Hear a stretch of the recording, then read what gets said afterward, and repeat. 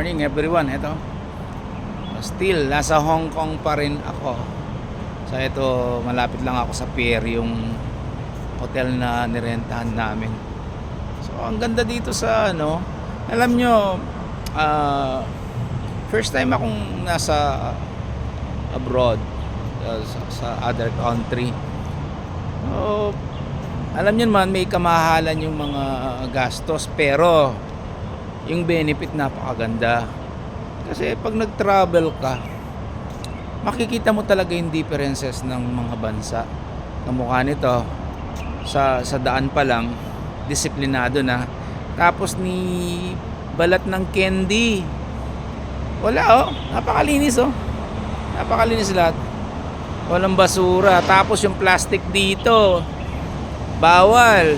So may plastic din, pero ang presyo ng isang plastic ang ginagamit natin na common, $1 dito, which is 57 pesos sa dollars, di ba? Pero 57 pesos. Kaya pag pumunta kayo sa Hong Kong, magdala kayong eco bag kasi wala kayong plastic or papel. Sa daan na yan, walang halos mga sasakyan. Kasi yung mga tao, nagtitrend lahat sila. Pag nag-taxi ka kasi very expensive. Yung taxi dito, alam nyo ba magkano? Pumapalo siya ng 2,500 pesos sa pera natin pag nag-taxi ka.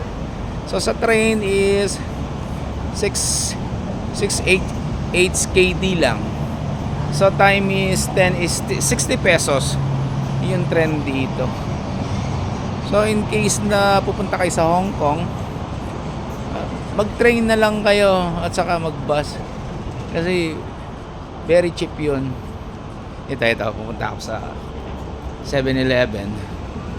Yung 7-Eleven na nasa ilalim ng building. Mag-aalmusal muna ako. Later pakikita ko yung ibang lugar. So try to go to Ocean Park bago umuwi. And then try din ko din sa sa Macau. Tingnan nyo yung 7-Eleven dito, underground pa. Kaya kung di mo alam yung lugar dito, hindi ka magtatanong, magugutom ka kasi yung mga kakainin dito nakatago. Ito, ground floor. Tapos yung gamit pa lang pambayad dito, GoTime saka Octopus. So mas maganda may Octopus kasi sa mga sasakyan yun. Tapos sa mga iba meron din, pero dapat may Octopus kayo. Tapos meron din GoTime kasi pambayad din kung in case na may bibilin kayo. Sa 7-Eleven ginagamit yung Octopus, so pwede siya. Later on magbibideo ulit ako. Good morning.